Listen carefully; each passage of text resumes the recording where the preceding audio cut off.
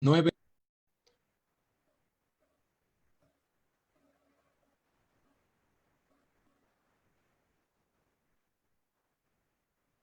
Hola, muy buenas tardes a todos y todas.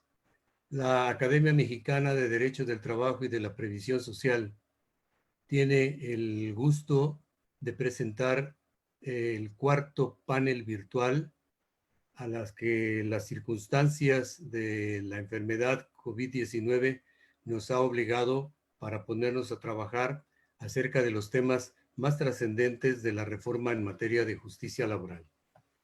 El día de hoy tenemos un panel relativo al derecho colectivo del trabajo, al Centro Federal de Registros Laborales y al tema de la contratación y la negociación colectiva, que será abordado por tres de nuestros más distinguidos, y lo digo sinceramente, de nuestros más distinguidos académicos. Por una parte, participará nuestro amigo el licenciado Domingo Auces Villalpando, quien es delegado en San Luis Potosí de nuestra organización académica, el doctor Manuel Jiménez López, quien además es también delegado en Durango de nuestra propia academia, y naturalmente el doctor Ángel Asensio Romero, quien es el delegado en Guerrero de esta querida academia que tiene ya más de 3/4 de siglo de estar trabajando por el bien de México. La temática es muy trascendente, sobre todo ahora que ya a finales de este año comenzarán a operar, por ejemplo, en el caso de San Luis Potosí y de Durango, los centros de conciliación laborales y además locales, claro. Y además tengo entendido que también los poderes judiciales para administración de justicia en materia laboral, digamos, del ámbito de competencia local. Entonces, creo yo que será una grata experiencia y estamos confiados en que todos quienes nos están viendo y escuchando tengan una idea clara, breve pero clara, de lo que van a exponer nuestros tres personajes aquí presentes, y la moderación estará a cargo de la doctora Elizabeth Sánchez Rodríguez, quien es nuestra joven delegada en Tlaxcala y que estoy seguro que hará la tarea de moderar de manera adecuada y ágil, porque queremos que esta oportunidad se vuelva imperdible para todos y que podamos conocer un poco más de esta situación. No omito, antes de despedirme y de darle apertura al evento, que el día 10 de septiembre tendremos ya programado nuestro siguiente panel, que tendrá ahora como, digamos, sede el sur del país. Participarán personas que nos vayan a hablar acerca de temas turísticos, de la migración y otras cuestiones que no hemos todavía abordado hasta ahora en estos paneles virtuales. La idea es, ya lo saben todos, escuchar a nuestros delegados para que todos participen, para que todos sean proactivos y para que México entero sepa de que en todo, a lo largo y ancho del país, estamos trabajando por el bien del trabajo, defendiendo al trabajo como laboralistas que somos.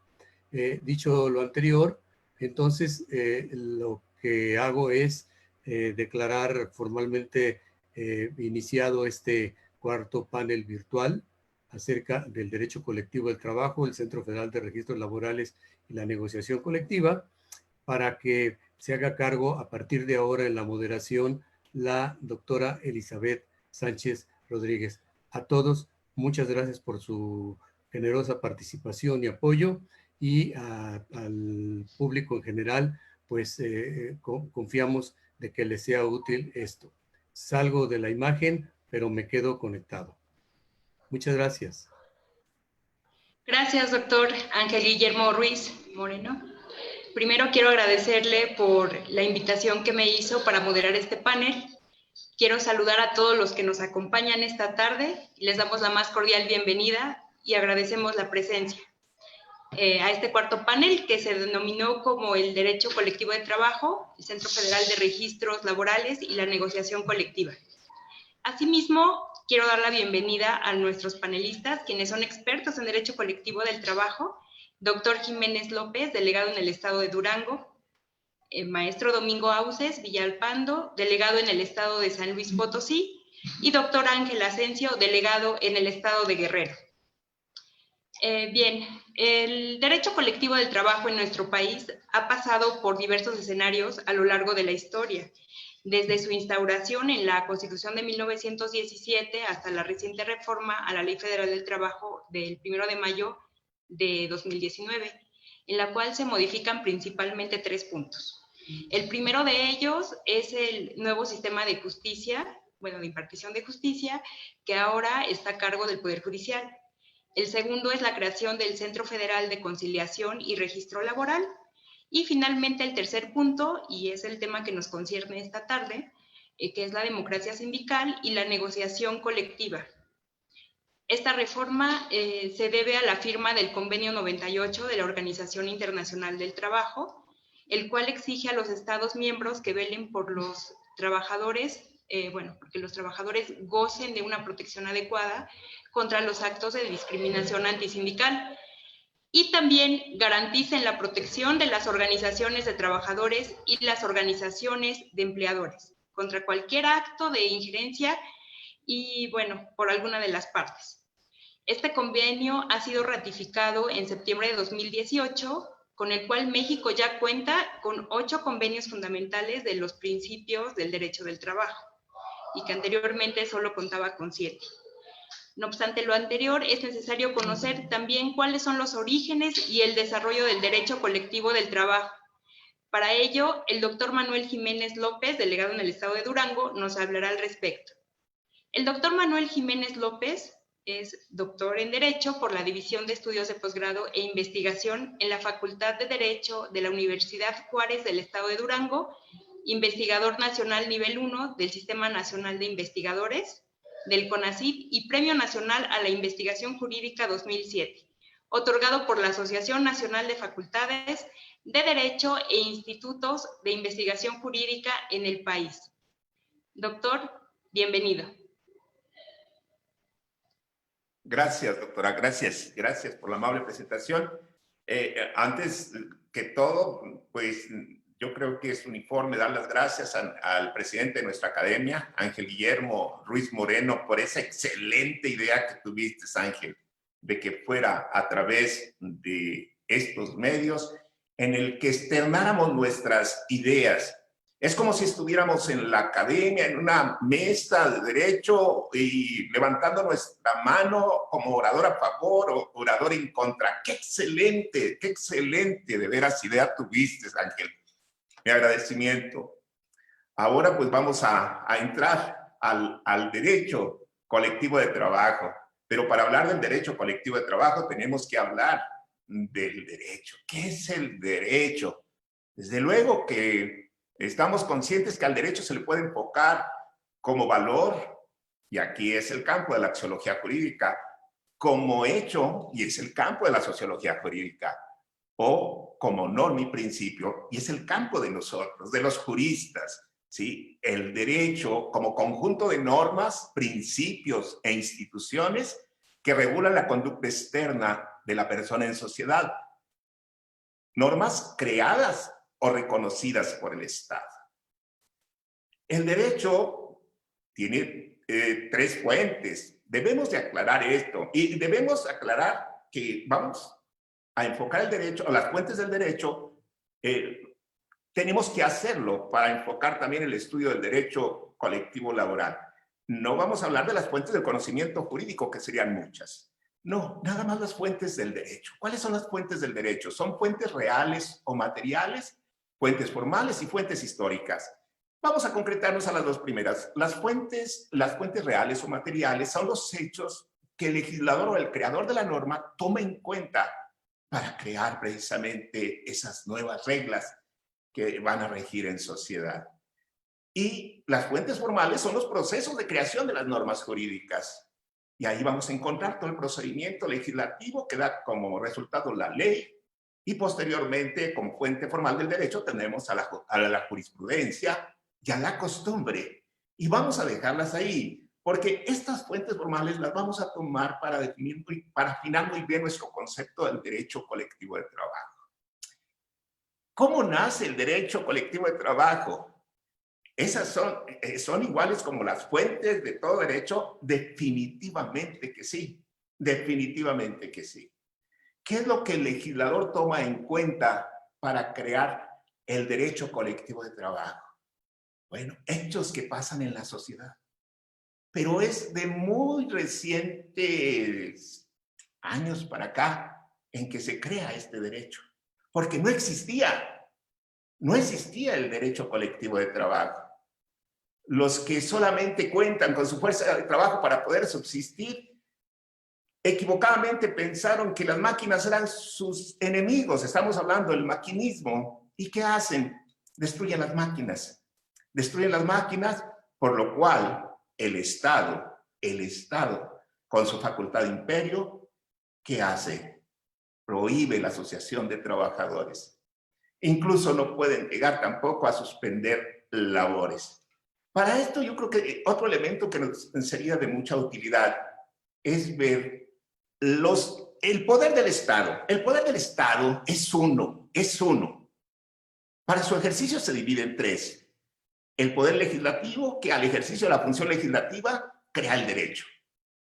El poder ejecutivo, que al ejercicio de la función administrativa ejecuta el derecho, o más bien aplica el derecho, lo aplica en el ejercicio de la función administrativa.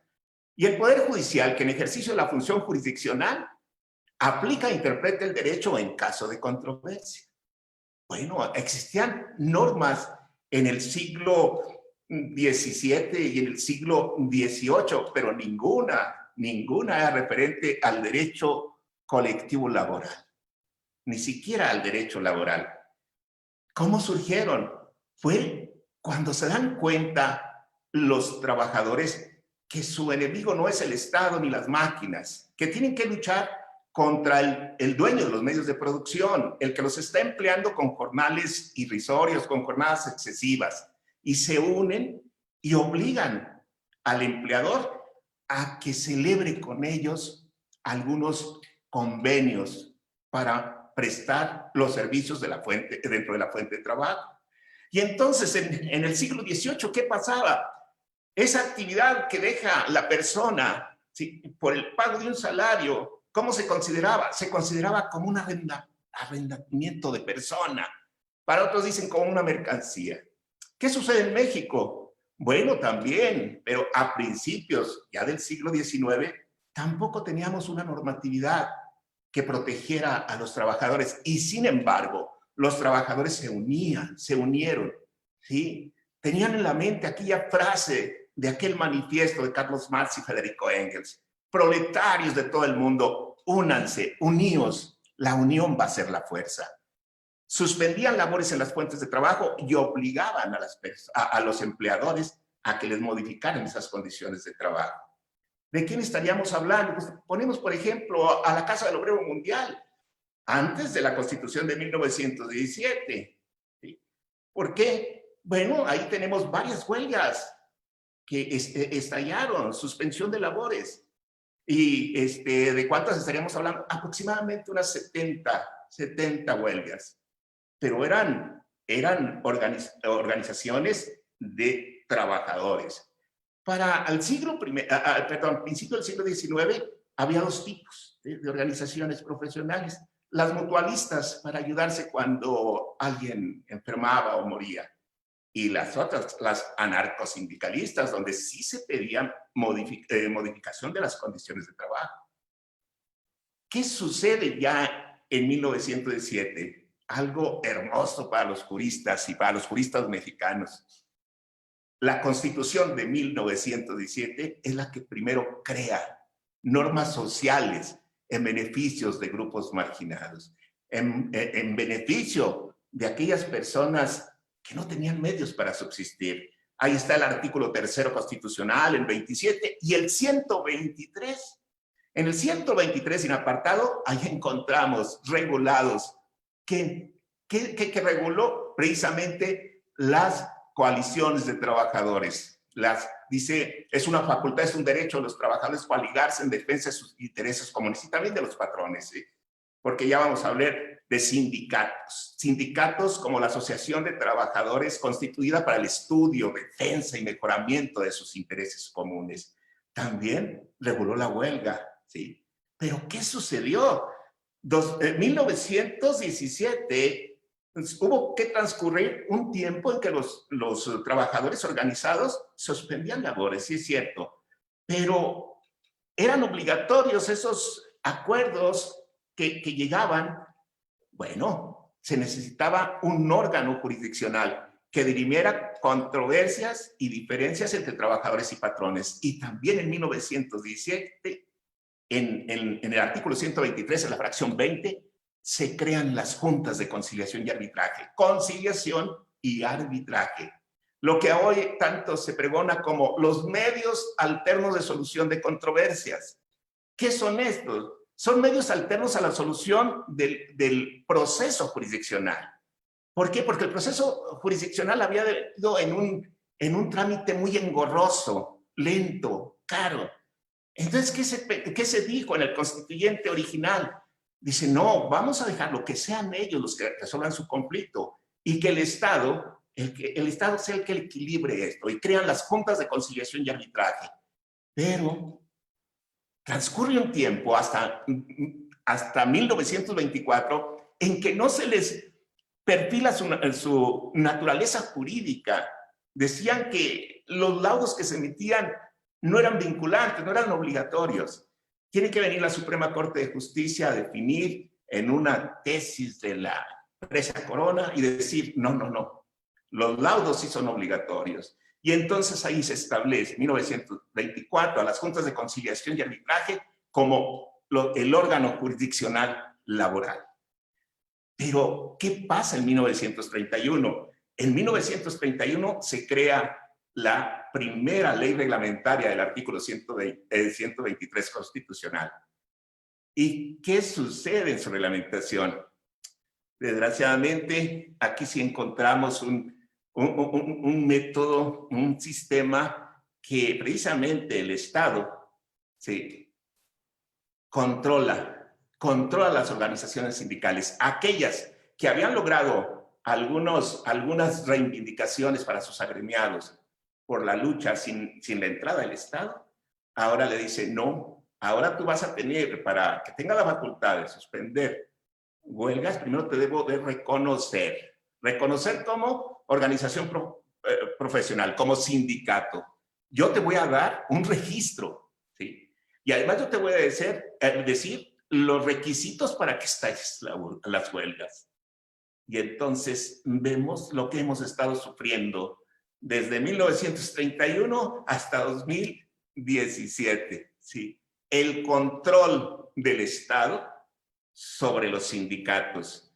¿A quién le otorgo el registro sindical? ¿A aquel sindicato que no me va a representar problemas o que incluso me sirve para algunos logros políticos? Aquí ya entraría la sociología jurídica. Y entonces, en el 2017 se reforma, ¿sí? Se modifica el artículo 123 de la Constitución Política de los Estados Unidos Mexicanos para, primero, quitar al órgano jurisdiccional que había creado en el 17. Ya no van a ser las juntas de conciliación y arbitraje.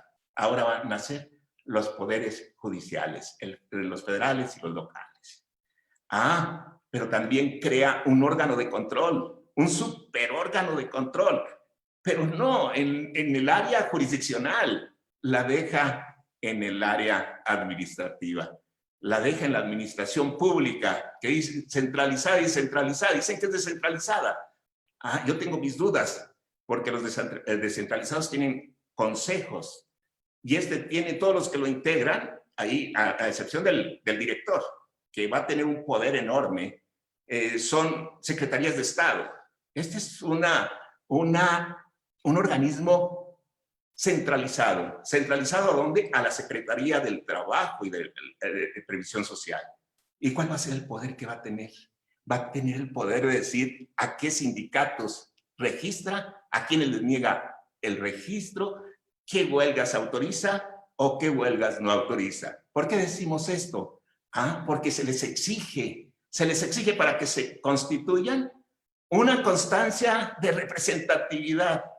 Tienes que acreditar que tienes la mayoría, pero una mayoría que le impusieron desde el exterior, que se la impone Canadá y Estados Unidos. Dice que cuentes con al menos con el 30%. Nuestra mayoría es el 50% más 1.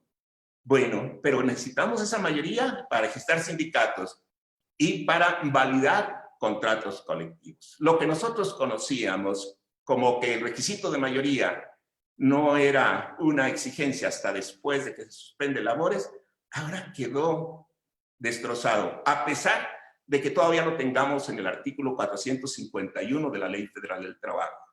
Ahí lo tenemos y va a haber necesidad de que ahora sí, los sindicatos, y me estoy refiriendo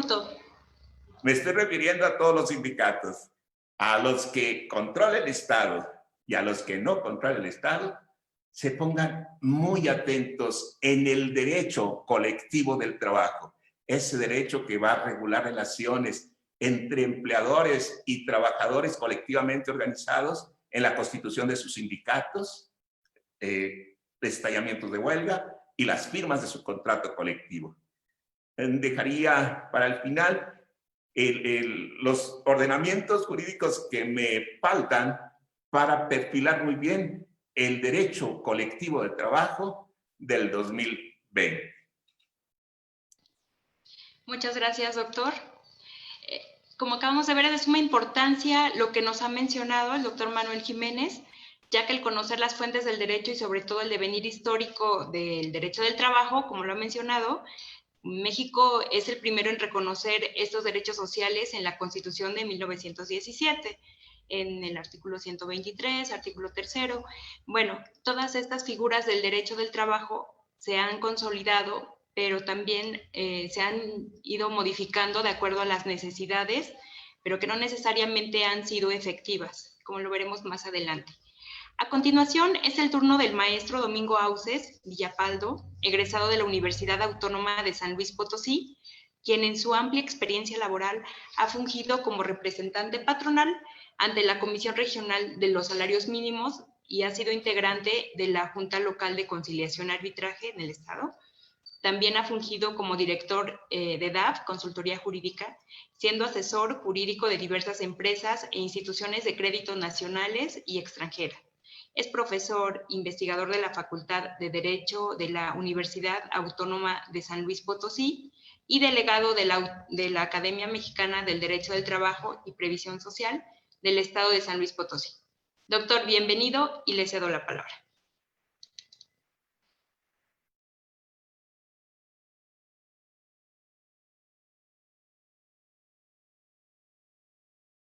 Maestro, si quita por favor su micrófono, bueno, sí, pone su micrófono, gracias. Sí.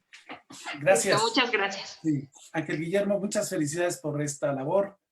Como siempre, muy reconocido tu esfuerzo. Esta tarde quisiera abordar el tema de la cuestión colectiva de trabajo. En primer lugar, quisiera ver qué fue lo que motivó la reforma constitucional en materia de derecho del trabajo. La reforma constitucional del 24 de febrero del año 2017 y su correlativa legislación secundaria del 1 de mayo del 2019 exigen una planificación de esquemas institucionales para la materialización de la nueva justicia laboral en nuestro país. Esto porque existieron varias causas sociales que detonaron este cambio. Por mencionar algunas, se tiene una demora excesiva en los procedimientos laborales, lo cual generó desconfianza en la administración de justicia. Además, la simulación en las relaciones colectivas de trabajo hacía nugatoria la libertad y la democracia sindical. En el contexto económico, importa destacar la desregulación de la economía a partir del proceso de globalización, el cual repercutió en las relaciones de trabajo. Este fenómeno generó nuevas condiciones de trabajo flexibles y con ellos la necesidad de establecer regulaciones de actividades económicas específicas por su especialidad o por su vulnerabilidad de las partes que integran la relación de trabajo. Asimismo, la política exterior fue otra causa de la transformación del sistema de justicia laboral.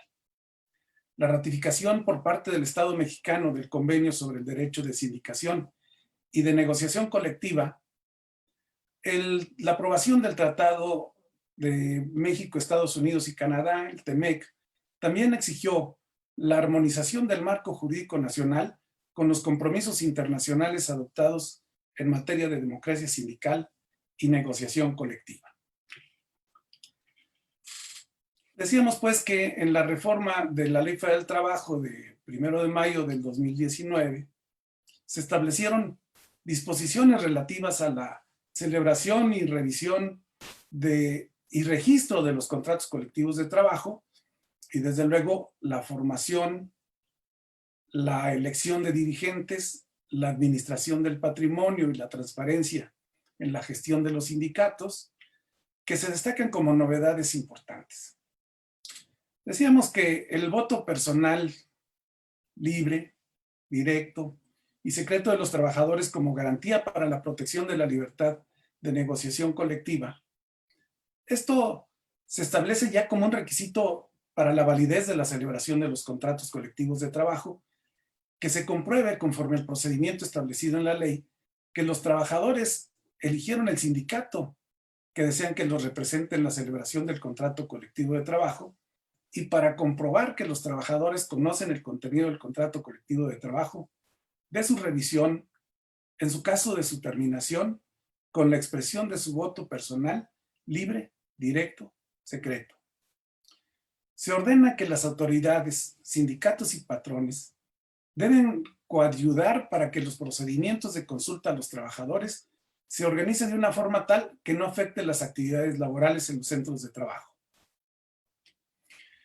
La obligación patronal de celebrar un contrato colectivo de trabajo, pues desde luego es una obligación para el patrón que emplee trabajadores miembros de un sindicato y desde luego tendrá que celebrar con este cuando lo solicite un contrato colectivo de trabajo.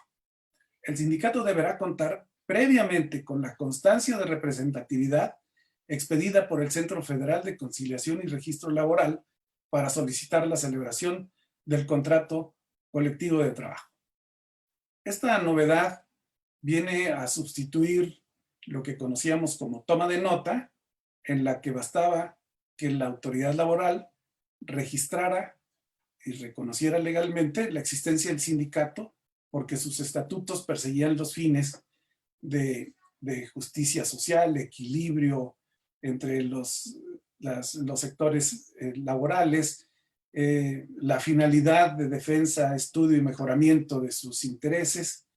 Y ahora, pues esta constancia de representatividad será acreditada por el sindicato que cuente con la representación de por lo menos el 30% de los trabajadores que serán regidos por el contrato colectivo de trabajo. Si el empleador se niega a firmar el contrato, obviamente podrán los trabajadores ejercitar el derecho de huelga. Entonces decíamos que la constancia de representatividad deberá ser acompañada al emplazamiento de huelga como requisito indispensable para que se dé trámite al emplazamiento de huelga. Esto nos lleva ya a una mayoría, vamos a decir, simple del 30%. Como nos decía bien el maestro Jiménez, pues nuestra mayoría era del 50% más 1, ahora es del 30%, seguramente influida por los criterios que de alguna manera los sindicatos estadounidenses y canadienses tienen en su forma de llevar sus relaciones laborales. La constancia de representatividad tendrá una vigencia de 6 meses a partir de la fecha en que ésta sea expedida. En caso de que el sindicato emplazante estalle en la huelga, la vigencia de dicha constancia se prorrogará hasta en tanto concluya el conflicto, por lo que durante su vigencia no se dará trámite a ninguna otra solicitud ni se admitirá a otro u otros sindicatos como parte del procedimiento. Los sindicatos quedarán impedidos legalmente para solicitar la firma de un contrato colectivo de trabajo a un empleador y ejercer el derecho de huelga si no obtienen previamente la constancia de representatividad del Centro Federal de Conciliación y Registro Laboral. Señalamos también, pues, que este centro va a tener un poder inmenso en el manejo de los registros de los respectivos sindicatos que así lo soliciten. En el supuesto de que varios sindicatos quisieran solicitar la firma inicial de un contrato colectivo a un patrón, el sindicato que obtenga la mayoría de los votos de los trabajadores durante el proceso para obtener la constancia de representatividad será el único que tenga el derecho para solicitar la celebración y firma del contrato colectivo de trabajo. El sindicato que obtenga la mayoría debe contar por lo menos con el 30% de los votos de los trabajadores, como habíamos dicho, que serán regidos también por el contrato colectivo de trabajo para que se otorgue esta constancia de representatividad. Debo señalar que el sindicato que represente la mayoría será el único que tenga el derecho a firmar, administrar y solicitar la revisión del contrato colectivo de trabajo que rija en el centro de trabajo. Al igual que en la ley anterior al decreto, solo podrá haber diversos contratos colectivos de trabajo en un centro de trabajo cuando un sindicato gremial que represente a la mayoría de los trabajadores, en específico de trabajadores, la pérdida de la mayoría del número de trabajadores, previo juicio declarada por los tribunales laborales después de consultar también con los trabajadores mediante el voto personal libre secreto, produce la de la titularidad del contrato colectivo de trabajo. Y en cuanto al registro de los contratos colectivos de trabajo, podemos decir que el contrato celebrado entre sindicato y patrón debe depositarse ante el Centro Federal de Conciliación y Registro Laboral para el registro de un contrato colectivo de trabajo inicial, y será necesario presentar ante el Centro Federal de Conciliación y Registro Laboral, además del contrato colectivo de trabajo que precise su ámbito de aplicación, la constancia de representatividad.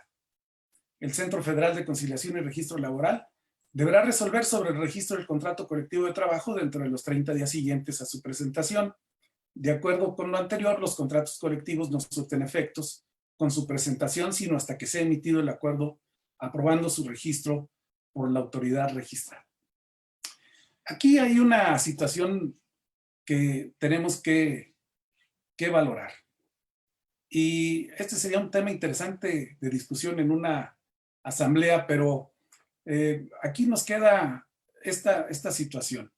Es decir, que cuando un sindicato solicitará al empleador la firma de un contrato, ya debe contar con el número de trabajadores suficientes, primero, para cumplir con los requisitos en la constitución de un sindicato.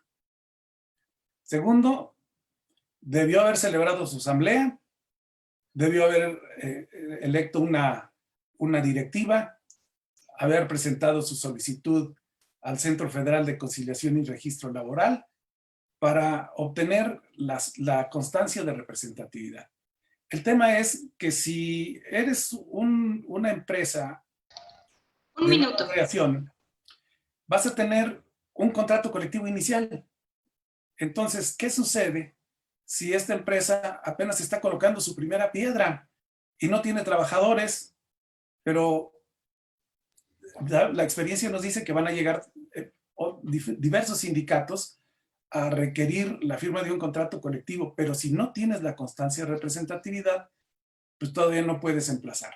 Entonces, una empresa que está en construcción, pues tendrá que esperar a contratar sus trabajadores para que estos se integren, se formen un sindicato, obtengan su constancia de representatividad y hasta entonces podrán solicitar la firma de un contrato colectivo de trabajo. Este es un tema para el análisis, para la discusión, y qué bueno que tenemos esta oportunidad. Continuaré con esta segunda parte haciendo un cierre de este tema. Muchas gracias.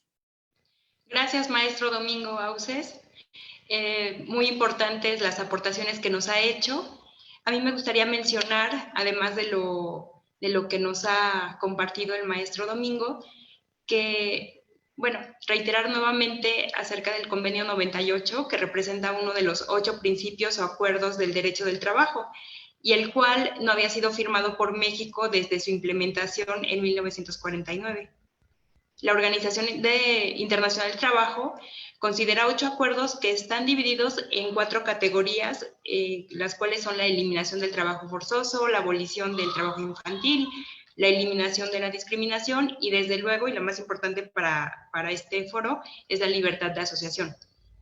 México en este punto ya tenía firmado 7 de los 8 acuerdos, exceptuando este último, convenio 98, en el cual se llevó a cabo por una imposición, lo quiero ver de esta forma, una imposición de los socios comerciales de México, Estados Unidos y Canadá, para celebrar el acuerdo de asociación transpacífico y la renegociación del TLCAN. La firma de este convenio 98 implica que en el futuro de los sindicatos exista una libre afiliación, en el cual se tienen que respetar las garantías de los trabajadores, principalmente en que nadie puede ser obligado a pertenecer a un sindicato, también en que la elección del mismo debe ser mediante una votación libre, secreta y directa. También se determina el periodo de duración del sindicato y también la rendición de cuentas del patrimonio. Esto es algo muy importante porque se considera también la extorsión del sindicato como una causal de cancelación del registro. Bueno, todos estos cambios, desde luego, implican el surgimiento de nuevas instituciones, entre las cuales se encuentra el Centro Federal de Conciliación y Registro Laboral. A continuación, me permito presentar a nuestro tercer panelista, el doctor Ángel Asensio Romero, delegado de la Academia Mexicana de Derecho del Trabajo y Previsión Social del Estado de Guerrero. Él es doctor en Derecho por la Unidad de Posgrado de la Facultad de Derecho de la UNAM, autor de diversas obras en materia laboral y nombrado maestro emérito por el Consejo Universitario de la Universidad Autónoma de Guerrero en 2019.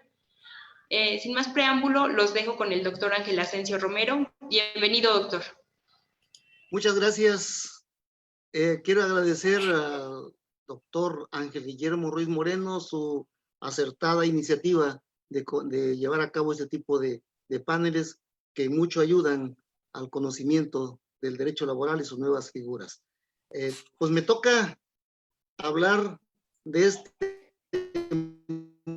monstruo de poder que es el Centro Federal de Conciliación y Registro Laboral. Voy a dividir mi participación según el protocolo en 2 partes. En una primera intervención voy a hablar acerca del origen y del funcionamiento de este Centro Federal de Conciliación y Registro Laboral, y voy a reservar para mi segunda intervención, de una manera muy resumida, algunos aspectos que me preocupan referente a la audiencia previa conciliatoria ante esta instancia del Ejecutivo. Comenzaré diciendo que el rubro referente a la conciliación laboral ha sido un tema de permanente preocupación para la comunidad académica, porque a pesar de su innegable importancia, no parecía dar buenos resultados como un medio alternativo de solucionar conflictos. Varios académicos en distintos foros llegaron a plantear esta preocupación, proponiendo la necesidad de profesionalizar esta parte importante del procedimiento laboral. Inclusive, hay que decir que en la reforma a la Ley Federal del Trabajo del 30 de noviembre del 2012 se llegó a establecer la figura del funcionario conciliador, todos debemos recordar este detalle, diferente incluso a los que hasta ese momento realizaban tal función, porque esa era la idea.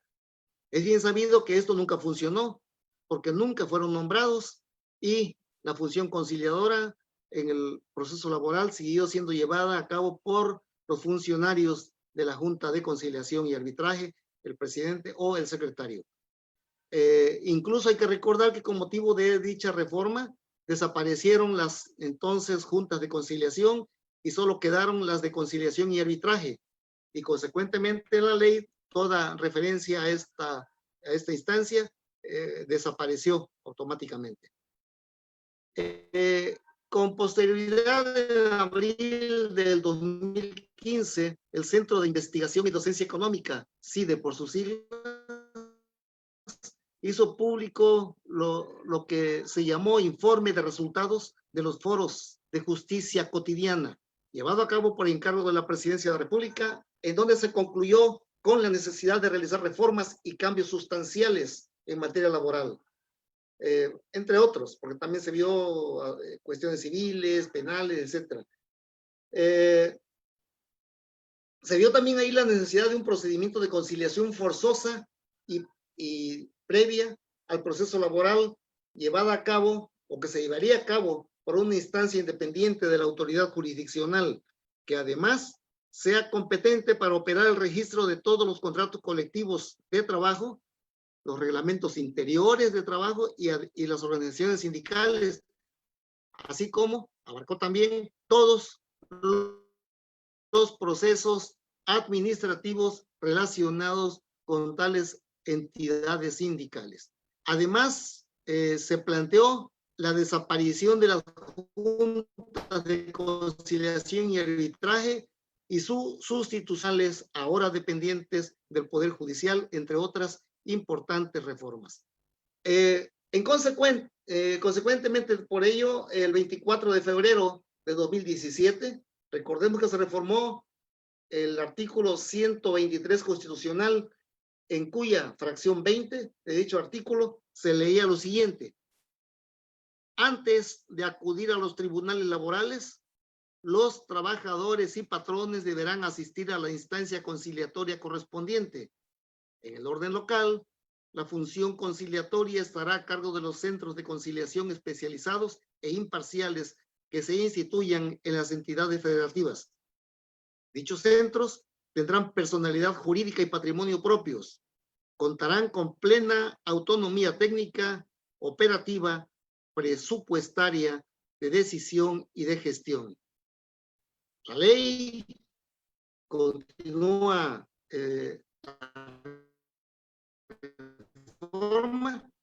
determinará el procedimiento que se deberá en una sola audiencia obligatoria, con fecha y hora debidamente fijadas de manera expedita.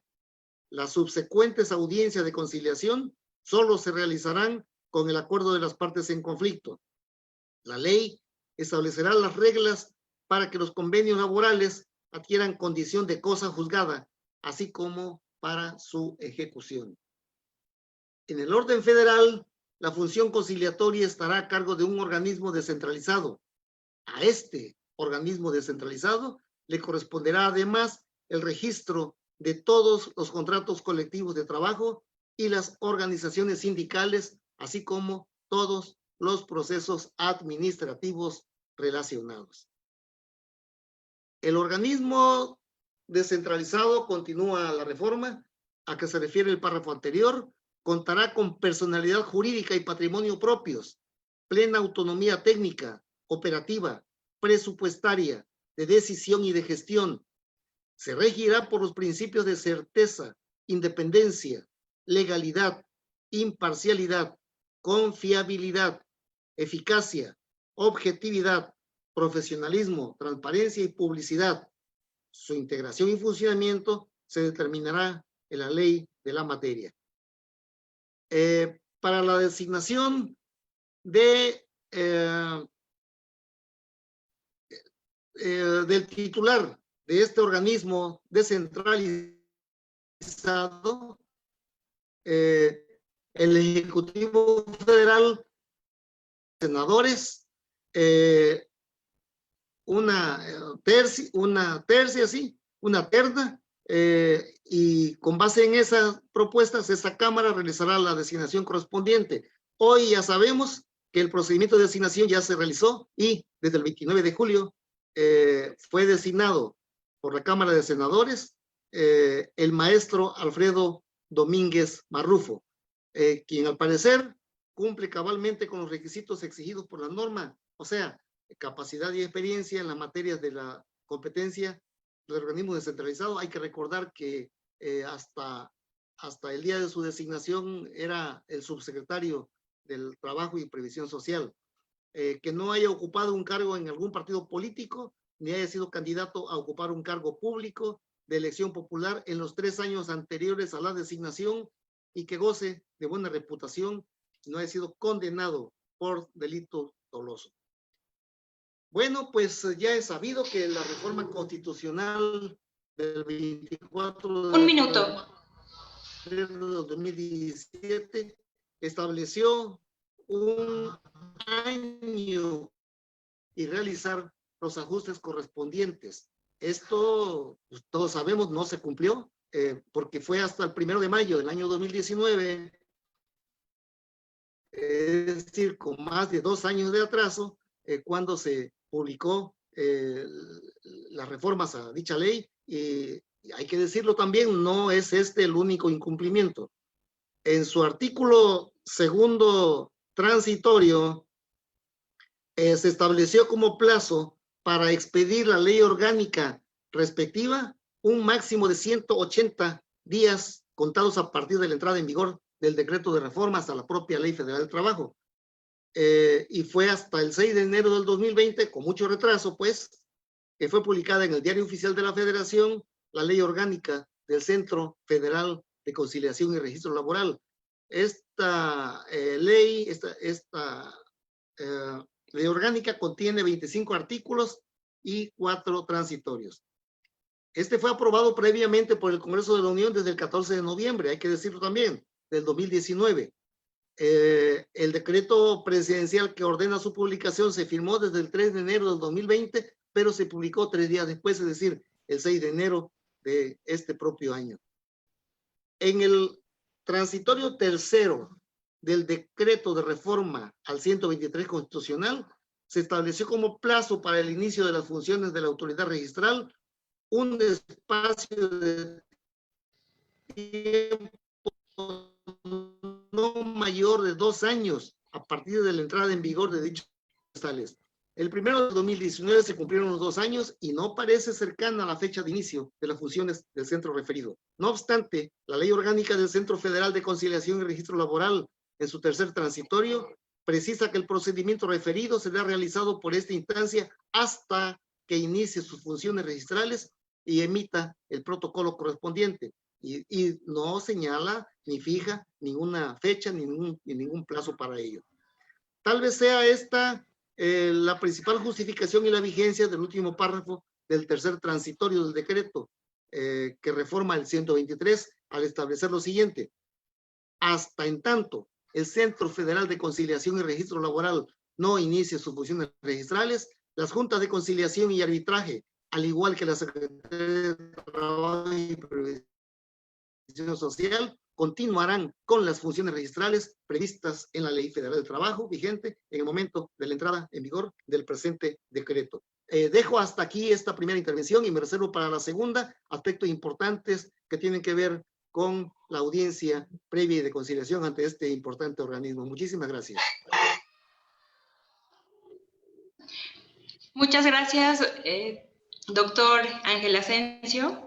Bien, no cabe duda que la reforma laboral del 1 de mayo de 2019 ha cambiado el paradigma procesal y que todo esto es un reto, representa un reto para los actores en materia laboral, ya que el adaptarse a estos cambios, pero sobre todo considero que es un gran reto erradicar las malas prácticas que se consideraban como normales en el ejercicio jurídico, y que esta transición va a traer consigo, o al menos es lo que se espera, una impartición de justicia que verdaderamente beneficia a los intereses colectivos y también a los individuales, sin menoscabar los intereses de los patrones, por supuesto, es decir, que se cumpla con la finalidad del derecho colectivo, que es la igualdad entre los medios de producción.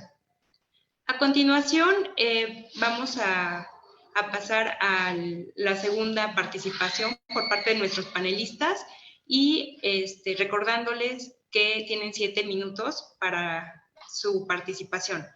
Entonces, comenzamos con el doctor Manuel Jiménez López, por favor.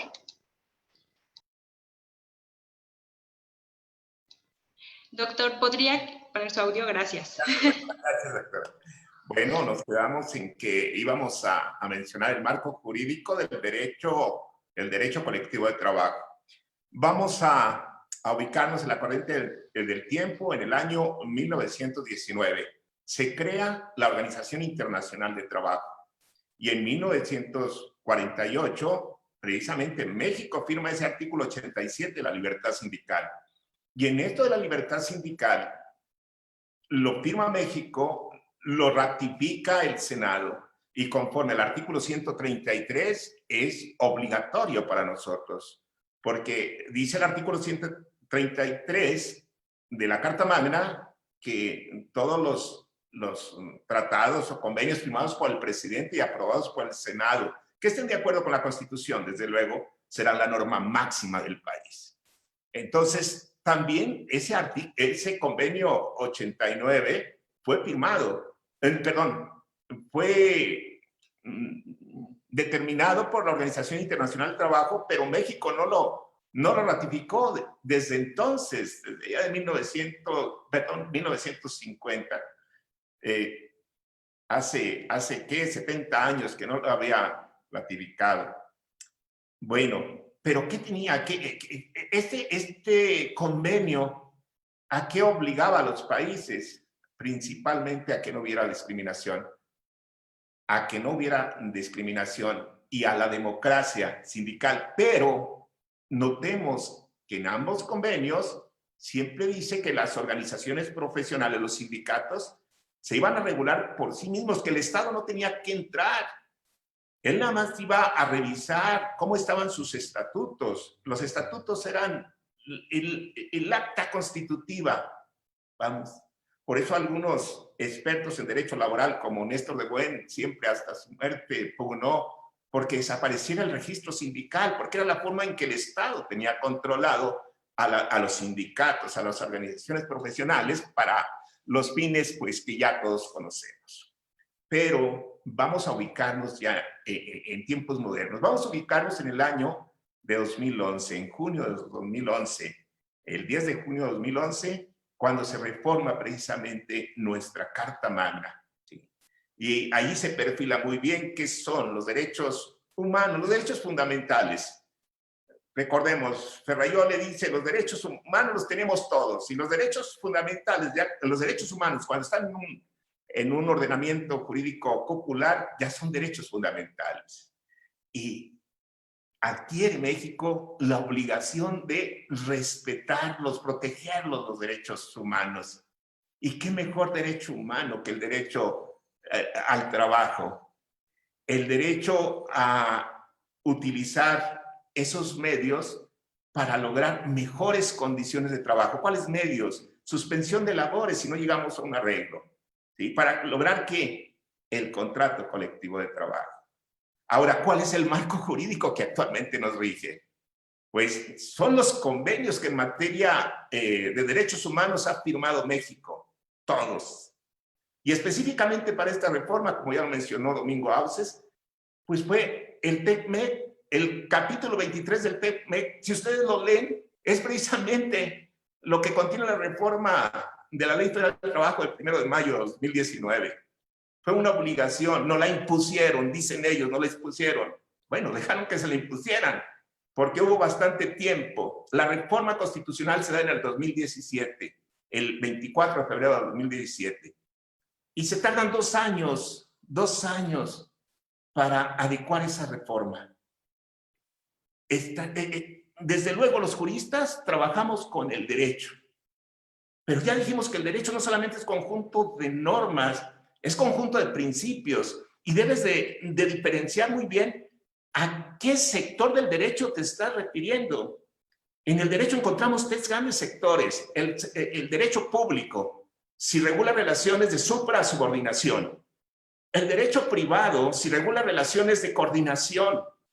Y el derecho social, si regula relaciones entre económicamente diferentes. Y cada uno de estos tiene principios que lo sustentan. Ahora nos están explicando las reformas con base en el derecho privado.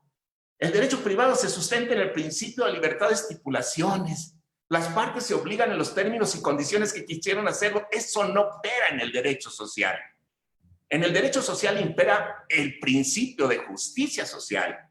¿En qué consiste este? Que el legislador, el creador de la norma, al momento que la va a formar, se da cuenta que el dueño de los medios de producción está en esta parte. En cambio, el trabajador, ¿sí?, que solamente cuenta con su fuerza de trabajo para poder subsistir él y su familia, está en esta parte. ¿Y qué hace? Con base en el principio de igualdad por compensación, que nosotros laboralistas le llamamos el principio de justicia social. Le va dando mayor ventaja al trabajador, ¿sí? ¿En qué consiste la ventaja? Que no puedes denunciar a tus derechos, que por lo menos debes tener un salario mínimo que no sea más abajo, que debes de tener derecho a vacaciones, a aguinaldo, a utilidades, ¿sí? Entonces, se llega a esta parte, a la igualdad por compensación. Y hay muchos que se están fracturando. Ahorita nos están vendiendo la idea de que, bueno, el contrato dice, los convenios, dice que conforme a los estatutos, dicen, y a la legalidad, o sea, que se respete la ley. Ah, pero México no nada más tiene firmados esos convenios. Miren, me gustaría que leyéramos, que me siguieran en la lectura del convenio del Pacto Internacional de Derechos Civiles y Políticos. Este fue aprobado el día 16 de diciembre de 1966, es obligatorio para México. Entró en vigor el 23 de marzo de 1976. En el artículo 16, sobre la libertad de asociación, se dice: el ejercicio de tal derecho solo puede estar sujeto a las restricciones previstas por la ley. Pero noten que sean necesarias en una sociedad democrática, en interés de la seguridad nacional, de la seguridad o del orden público, o para proteger la salud o la moral pública o los derechos y libertades de los demás. Disculpen, leí la Convención Americana de Derechos Humanos. Este es el artículo 16 del Pacto Internacional de Derechos... Un minuto. Sí, también nos dicen, fíjense bien, se nos vende la idea, dice, no, es que esos convenios no pueden estar por encima de la Constitución, porque la Constitución prevé sus propias restricciones. Sí, pero restricciones que tú pusiste. Ah, es que para garantizar el principio de legalidad, de seguridad jurídica, de debido proceso legal. No, pero estas restricciones no pueden estar por encima de derechos humanos. Ya hay disposición expresa de la Corte en ese sentido. Si un convenio en materia de derecho humano es superior, se aplica por ese carácter protector. Entonces, definitivamente, miren, tiene muchas cosas buenas. Si nos hubieran habituado tanto a los trabajadores como a los patrones, incluso a los litigantes, la reforma, porque nos la imponen de allá, de fuera, Estados Unidos y Canadá. Así nada más que tú vives en un país con una economía o una política salarial alta, y nosotros vivimos en una economía salarial baja. Entonces hay que ser muy prudentes, y además vamos a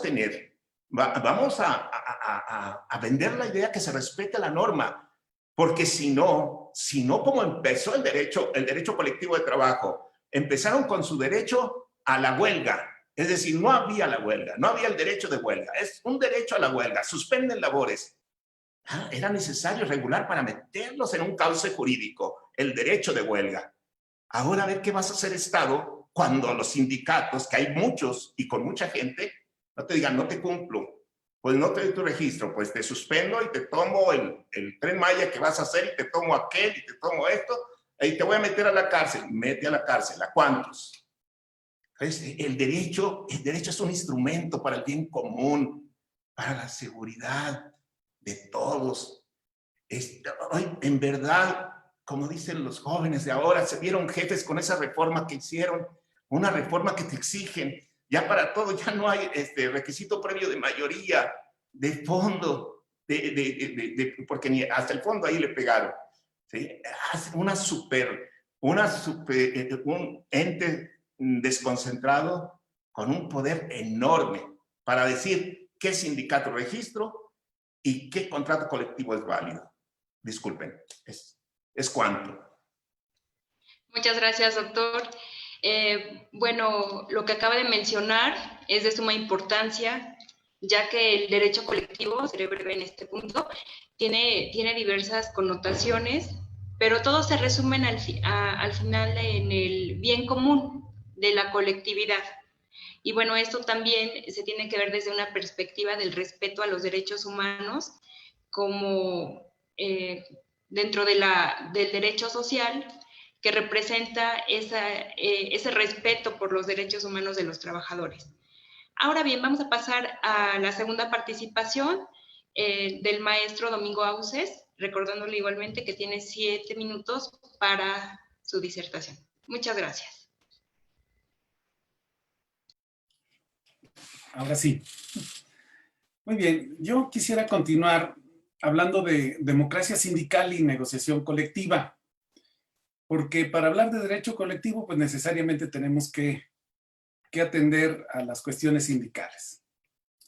La reforma legal en materia de democracia sindical y negociación colectiva se armonizó con los tratados internacionales de los que México es parte.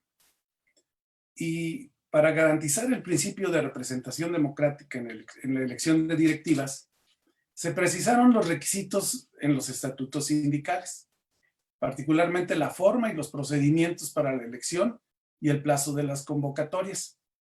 Se prohibió el carácter indefinido de las directivas sindicales, y se reguló el sistema de verificación para los procedimientos de elección.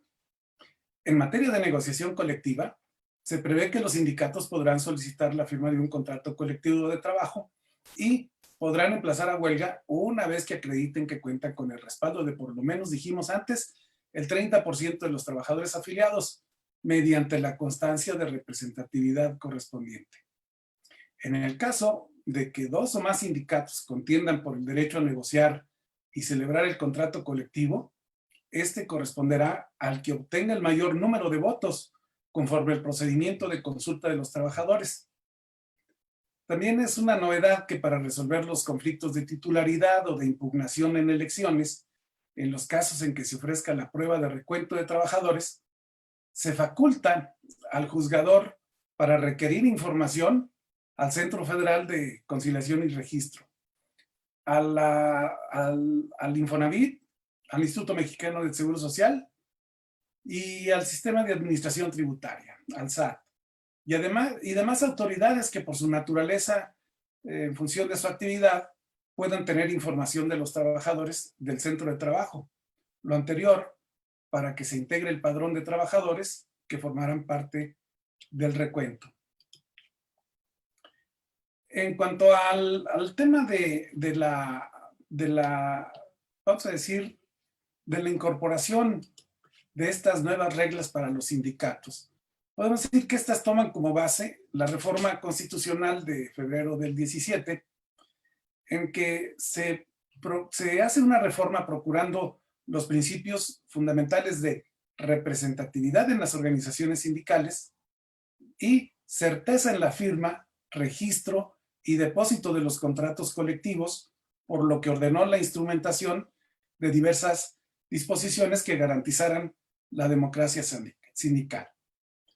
Podría señalar rápidamente que la libre afiliación y participación interna se establece para que los miembros de los sindicatos, federaciones y confederaciones cuenten con los derechos de libre afiliación y de participación al interior de estas organizaciones, lo que implica la garantía de que nadie puede ser obligado a formar o no parte de un sindicato, federación o confederación.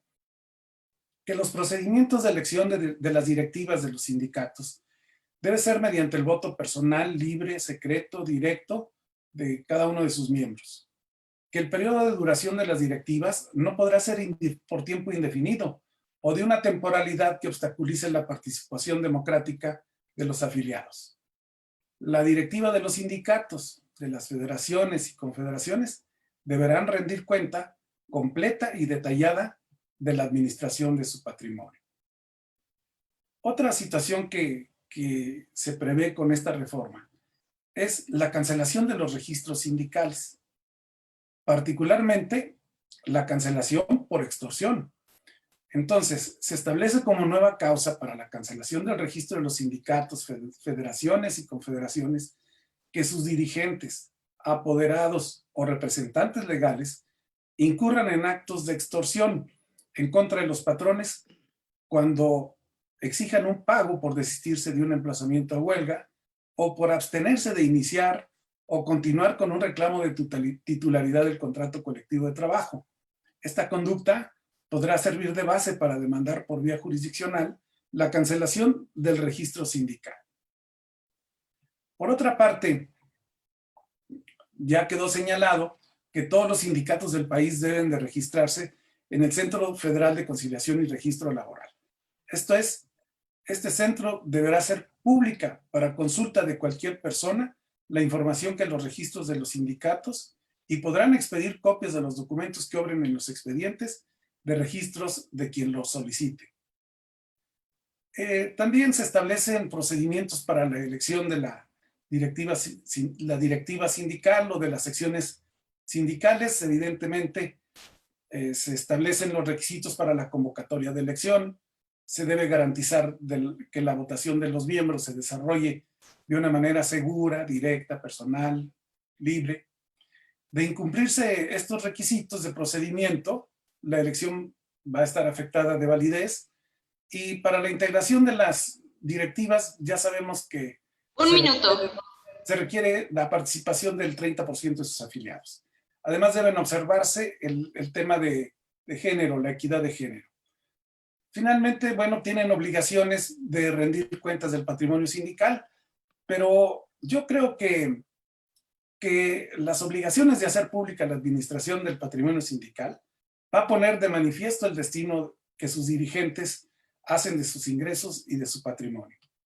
Y desde luego que existen otras prohibiciones, pero en obvio de tiempo yo quisiera referirme básicamente a que no solo pueden tener estas actividades en el orden interno sindical, sino que hay un apartado especial que da la posibilidad de que los sindicatos de manera económica puedan gestionar actividades de financiamiento y de allegar recursos para que los miembros de los sindicatos puedan tener la facilidad de obtener préstamos de manera interna para mejorar sus condiciones de vida. Yo creo que el nuevo sindicalismo nos está llevando a un escenario que en México lo veo complicado por la inferioridad numérica del 30% para que cualquier organización sindical atienda un requerimiento de obtención de constancia, y cuando hay varios sindicatos se tiene que llevar todo un procedimiento a cargo de este organismo descentralizado que va a tener que hacer, vamos a decir, el fiel de la balanza entre confrontación de trabajadores y de agremiados por la lucha de una representación sindical. Creo que las condiciones sociales en México no están para estas cosas, pero bueno, este es tema de que pudiéramos analizarlo en futuras pláticas. Yo agradezco esta oportunidad, estoy para servirles. Muchas gracias.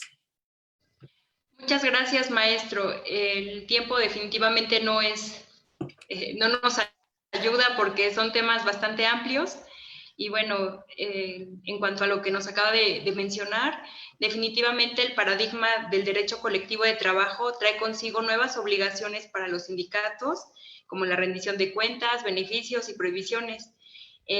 Bueno, las prohibiciones tales como los actos de simulación o actos de extorsión, los cuales los derechos y obligaciones, obviamente, si se llegan a respetar, van a implicar un cambio verdadero en el derecho colectivo del trabajo. Finalmente, y también muy importante, tenemos la segunda participación del doctor Ángel Asensio Romero. Doctor, lo escuchamos. Muchas gracias.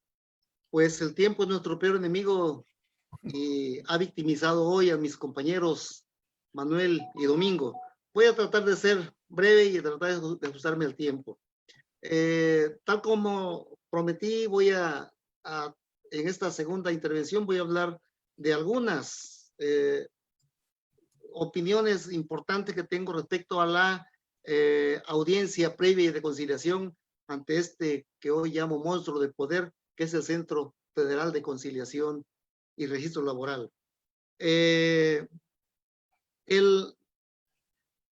Por primera vez se establece ahora la conciliación obligatoria y forzosa ante una instancia diferente a las juntas de conciliación y arbitraje.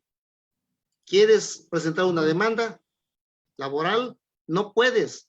Primero tendrás que acudir forzosamente, obligatoriamente ante esta instancia y si hay conciliación, pues ya no habrá proceso, pero si no, entonces hay otras consecuencias que vamos seguramente a abordar. La ley lo establece claramente. Antes de acudir a los tribunales laborales, los trabajadores y patrones deberán asistir a la instancia conciliatoria correspondiente de manera forzosa y obligatoria.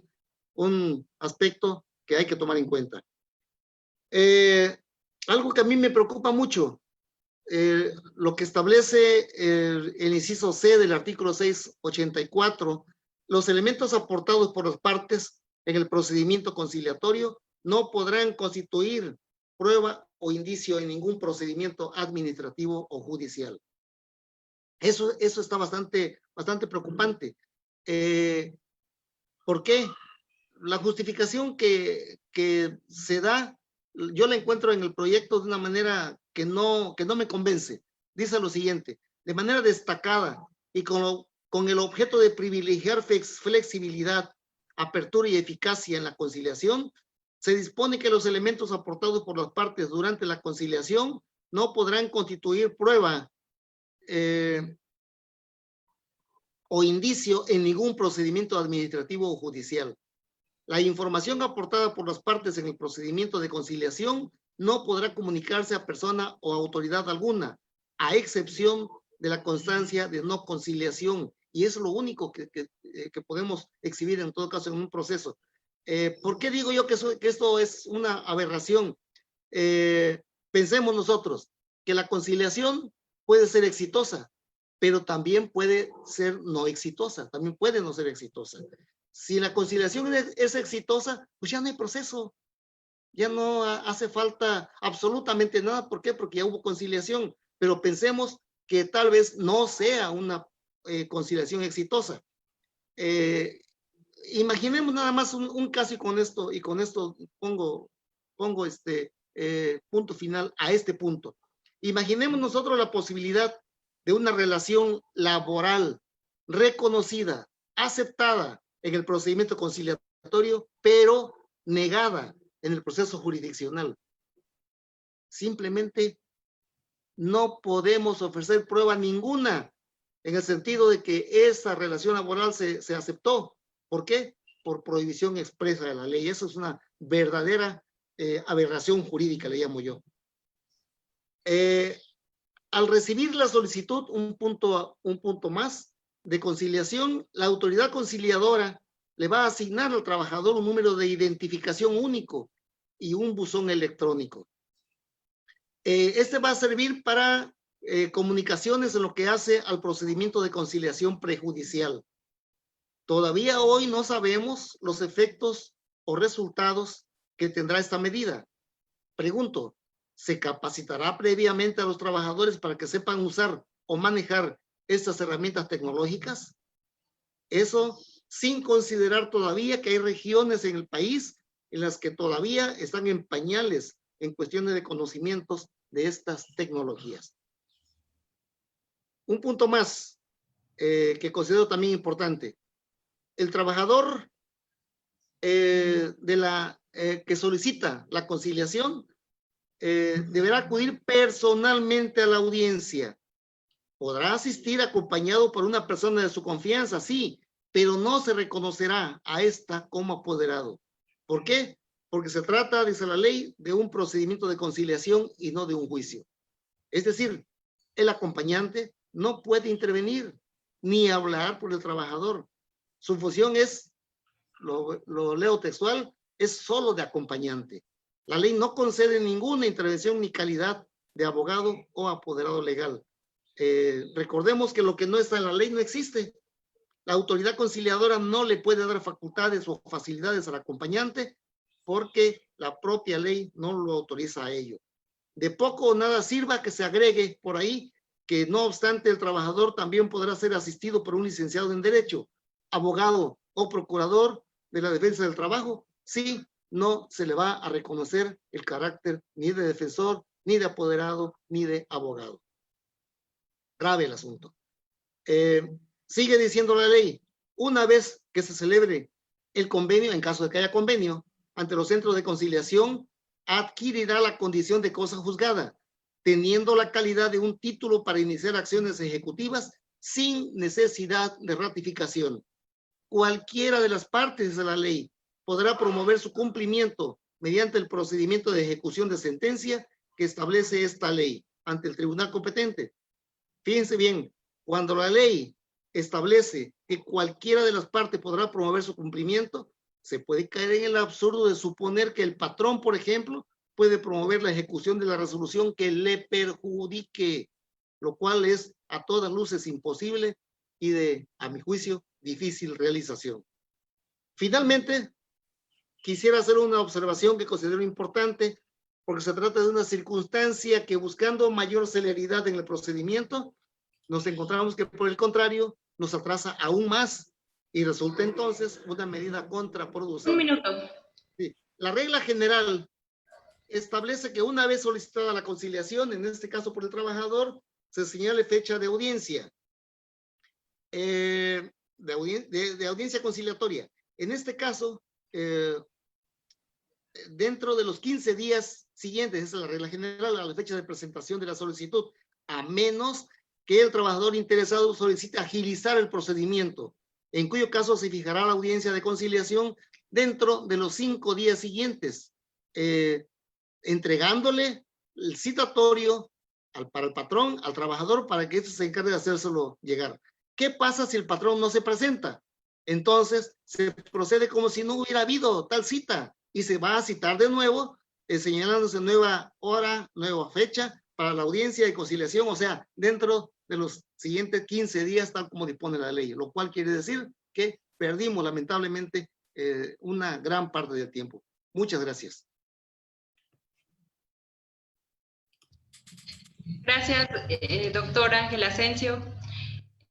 Muy interesante. Definitivamente el derecho colectivo de trabajo amerita mayor tiempo y también, pues me disculpo porque fui muy exigente con los tiempos, pero bueno, esas son las instrucciones.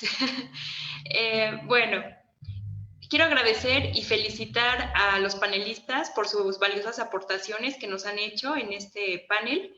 Y a manera de conclusión, me gustaría mencionar que el objeto del derecho colectivo del trabajo, desde su surgimiento, ha sido el de velar por los intereses de los trabajadores frente a los patrones. Sin embargo, las malas prácticas, como lo mencionaban anteriormente, de los contratos colectivos de protección firmados mediante los llamados sindicatos blancos, los cuales traían consigo actos de extorsión que, lejos de aportar beneficios a los trabajadores, los derechos de estos se han visto soslayados. Llegando a este punto en el que se han modificado las condiciones, y me refiero en concreto a la libertad de sindicación, derivada de la firma del convenio 98, que he mencionado en múltiples ocasiones. Esta se debe, por una parte, a la intervención del exterior, con motivo de que México entrara al TECMEC. Y bueno, había una censura, como lo he mencionado, por parte de los contratos de protección patronal y sindicatos fantasma. Esta censura se ha llevado durante aproximadamente 30 años, pero también estos cambios se deben al hecho de que el modelo laboral mexicano ha sido ineficiente y simulador, lo cual también ha provocado una indignación por parte de los trabajadores. Y repercutiendo directamente a la remuneración salarial, ya que, como bien sabemos, también México es uno de los países que cuenta con los salarios más bajos de América Latina, ya lo mencionaba hace un momento uno de nuestros panelistas. Y bueno, aproximadamente, imagínense, mensuales se perciben 3,700 pesos. Es un aproximado de lo que se percibe. Es una cantidad muy poco, insuficiente. Y bueno, esto se debe desde luego a que no se cuenta con una representatividad sindical. Es algo muy triste, pero así es la situación. Por ello se espera que con este nuevo organismo que regulará los registros y contratos sea verdaderamente autónomo y con un procedimiento legal ágil y también un paquete democrático en el cual se hagan valer efectivamente los derechos sociales y derechos humanos de los trabajadores. Hasta aquí es mi conclusión debido al tiempo, y además vamos a pasar con la etapa de preguntas y respuestas. Estas preguntas que se les va a plantear a continuación, desafortunadamente no podemos abordar todas las preguntas, pero vamos a hacer algunas de ellas que son muy interesantes. A ver, por parte de Leonardo Conde, pregunta a todos los panelistas, ¿cómo serán los jueces electorales en el proceso de huelga? Por favor, doctor Manuel. Yo creo que aquí hubo un error. No hay jueces electorales. Si quizás está, y yo creo que tampoco en el proceso de huelga, estaría hablando de trabajadores que prestan servicios a los órganos tanto federales como locales electorales. Y ahí el Instituto Electoral resuelve sus conflictos laborales, precisamente entre trabajadores. Hay muchas excepciones al respecto. Por eso pienso que quizá por la expresión electorales, ¿sí? En los procesos, dice el proceso de huelga, sí, es un procedimiento especial de huelga. Recordemos, el proceso laboral es el género, el proceso es el conjunto de actos del Estado, va a ser en esta ocasión del juzgador, que antes las juntas de conciliación y arbitraje eran los tribunales laborales. El proceso jurisdiccional es el conjunto de actos del Estado, de las partes, el que pretende, el que resiste, y de terceros, tendientes a resolver un conflicto. Ese es el proceso. Y se vale de varios procedimientos o vías. Entre esos está el procedimiento de huelga, pero es el juzgador. Hay el procedimiento que todos conocemos, desgraciadamente aquí, la huelga la podrías estallar y posteriormente viene acreditar el requisito. Tenías que acreditar 3 para te promovían la inexistencia de la huelga por falta de requisitos de fondo, de forma y de mayoría. ¿Sí? Si los tenías cubiertos no había problema, pero ahora el que hace ruido es el de mayoría. Ese es el control que tiene el Estado. No te voy a dejar estallar una huelga porque considero que no tienes el requisito de mayoría. Déjenme decirles que es cierto, hay muchos contratos de protección, pero a eso dio pie el mismo sistema. ¿Quiénes tienen los contratos de protección? Los patrones. Los patrones ocupan a sus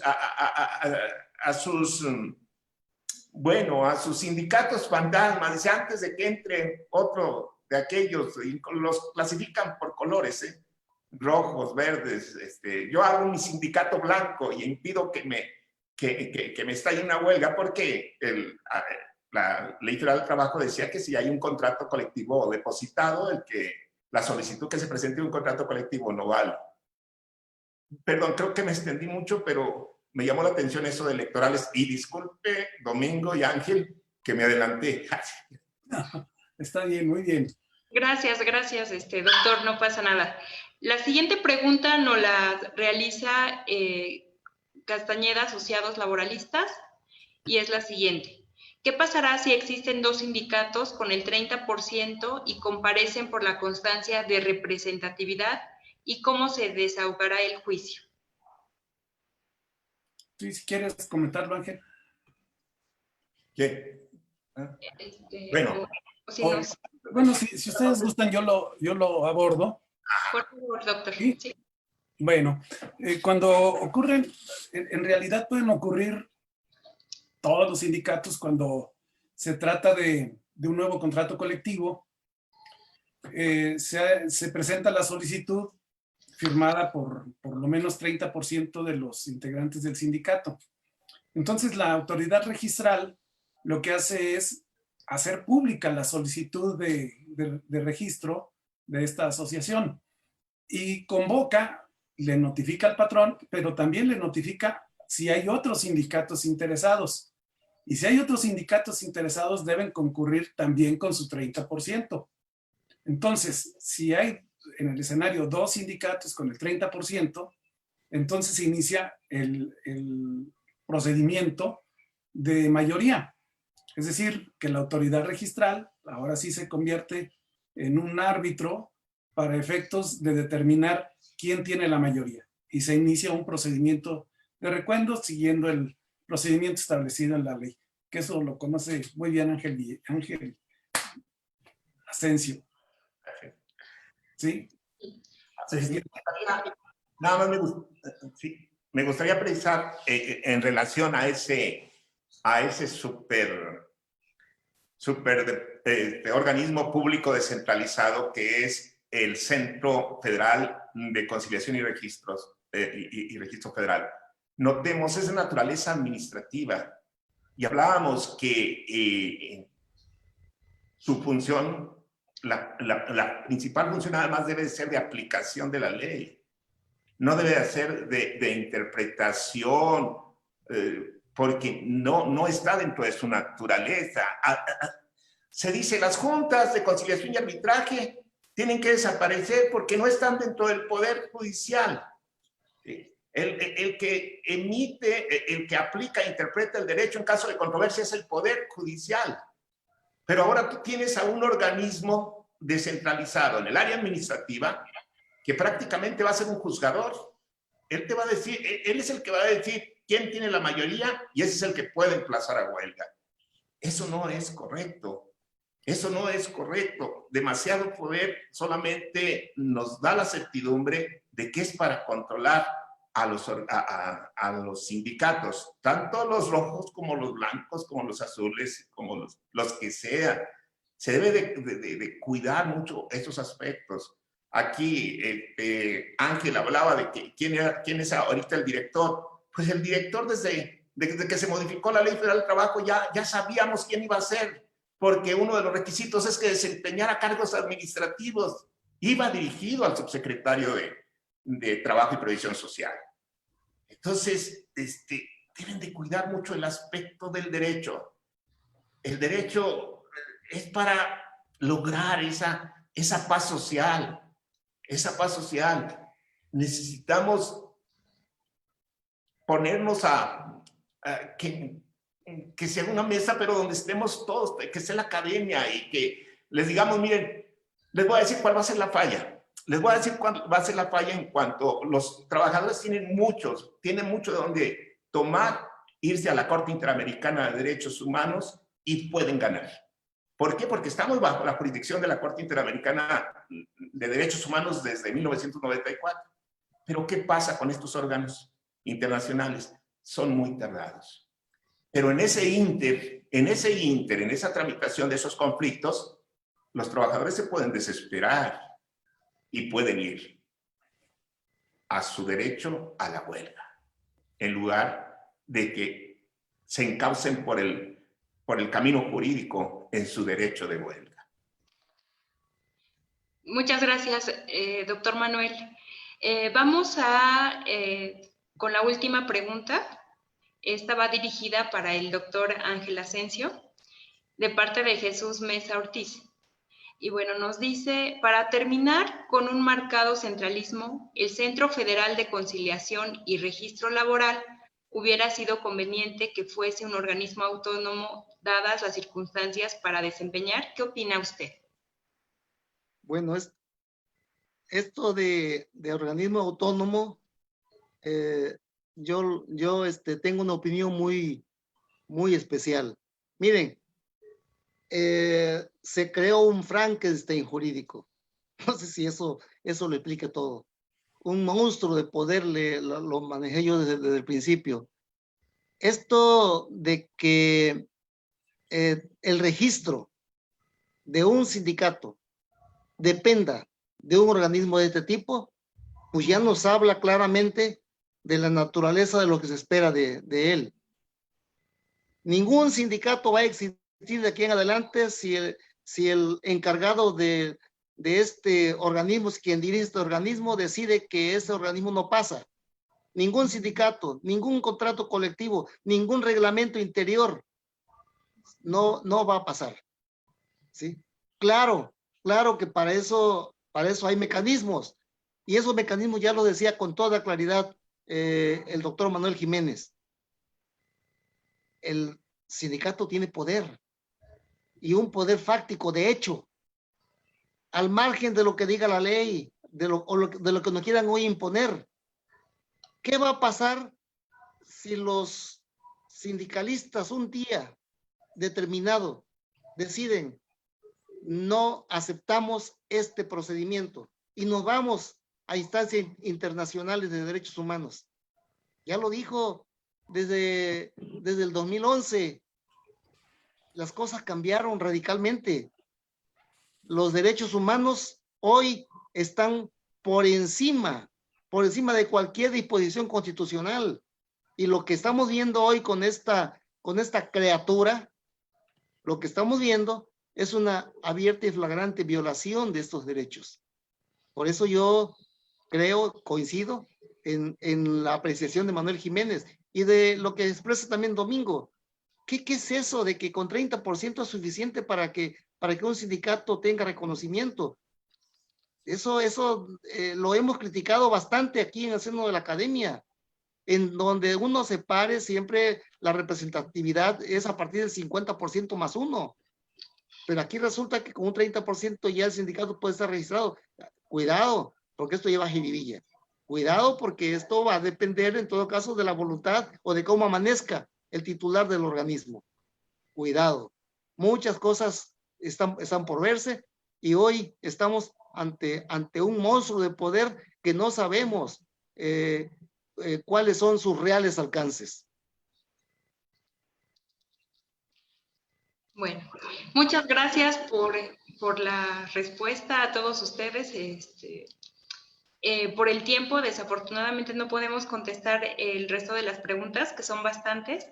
Y bueno, finalmente quiero agradecer nuevamente a nuestros panelistas, delegados de los diferentes estados que tenemos en esta Academia Mexicana del Derecho del Trabajo y Previsión Social. Y también quiero agradecer a todos ustedes que nos hayan acompañado en esta transmisión, esperando que haya sido de su interés y de utilidad, por supuesto. También los quiero invitar a que nos visiten en las redes sociales como YouTube, Twitter, Facebook y la página web que tenemos, que es www.academiamexicanadelderechodeltrabajoyprevisionsocial.org. Quiero invitarlos finalmente al quinto panel virtual de los expertos de la Academia Mexicana del Derecho de Trabajo y Previsión Social, que se llevará a cabo el próximo mes, el día 10 de septiembre a las 17 horas, con la participación del doctor Julio Ismael Camacho Solís, delegado en el estado de Chiapas, el maestro José Adalberto Gallegos Bersunza, delegado en el estado de Yucatán, el licenciado Manuel Moisés Alcocer Heredia, delegado en el estado de Quintana Roo. Y finalmente el maestro Antenor Sala Pinto, delegado en el estado de Tabasco, quien fungirá como moderador. El tema será el empleo de los migrantes y el turismo. Pues muchas gracias a todos ustedes. Que tengan una bonita tarde. Gracias. Gracias. Saludos para todos. Bueno.